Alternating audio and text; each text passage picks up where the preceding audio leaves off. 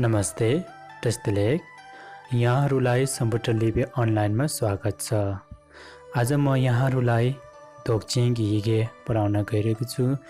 यहाँहरूले पनि राम्रोसँग ध्यान दिइकन पढ्नु है त। पहिलो प्रथम हामी यातक धुन यानी कि 7 वटा यातक पढ्न गइरहेको छु। काया त क्या, खाया त क्या, खाया त क्या, पाया त चा, फाया त छा, पाया त छा, माया त न्या। काया त क्या, खाया त क्या, खाया त क्या, पाया त चा, फाया त छा, पाया त छा, माया त न्या। काया त क्या, खाया त क्या, खाया त क्या, पाया त चा, फाया त छा, पाया त छा, माया त न्या।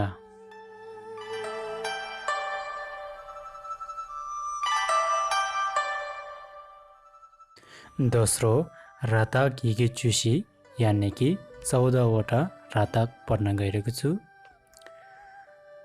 करा त टा, खरा त ठा, खरा त ठा, तरा त टा, थरा त ठा, धरा त ठा, नारा त ना, परा त टा, फरा त ठा, भरा त ठा, मारा त मा, स्यारा त क्षा, सरा त सा, हरा त ठा।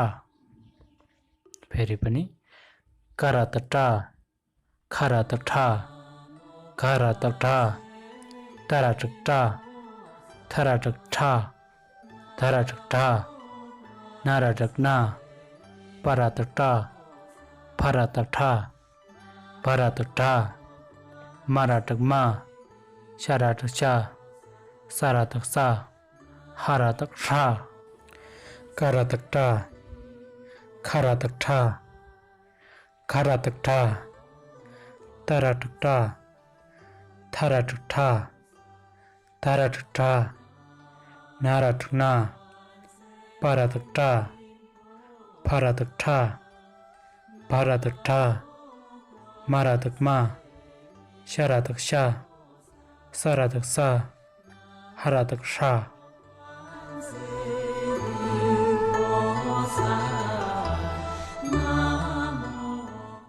तेस्रो लातक ढुक यानी कि 6 वटा लातक पढ्न गइरहेको छु। काला त ला, काला त ला, भाला त ला, साला त धा, राला त ला, साला त ला।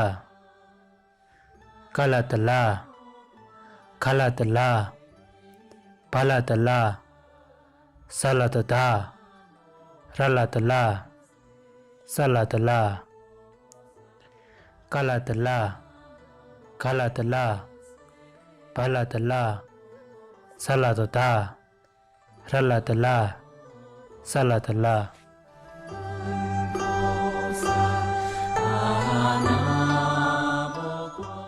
चौथो वातक चुनी यानी कि 12 वटा वातक पढ्न गइरहेको छु। का वासुर का, खा वासुर खा, खा वासुर खा, न्या वासुर न्या, धा वासुर धा, छा वासुर छा, स्या वासुर स्या, सा वासुर सा, रा वासुर रा, ला वासुर ला, स्या वासुर स्या, हा वासुर हा, का वासुर का, खा वासुर खा, घा वासुर घा, न्या वासुर न्या, धा वासुर धा, छा वासुर छा, स्या वासुर स्या, सा वासुर सा, रा वासुर रा, ला वासुर ला, स्या वासुर स्या, हा वासुर हा, का वासुर का, खा वासुर खा, घा वासुर घा, न्या वासुर न्या, धा वासुर धा, छा वासुर छा, स्या वासुर स्या, सा वासुर सा, रा वासु रा, ला वासु ला, स्या वासु स्या, हा वासु हा।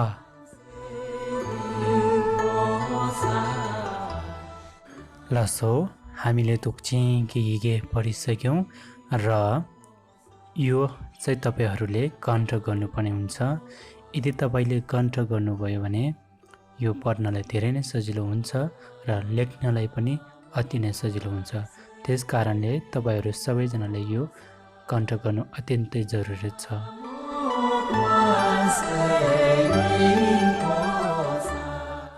धन्यवाद। आजको लागि यति नै। तपाईँको दिन शुभ रहोस्।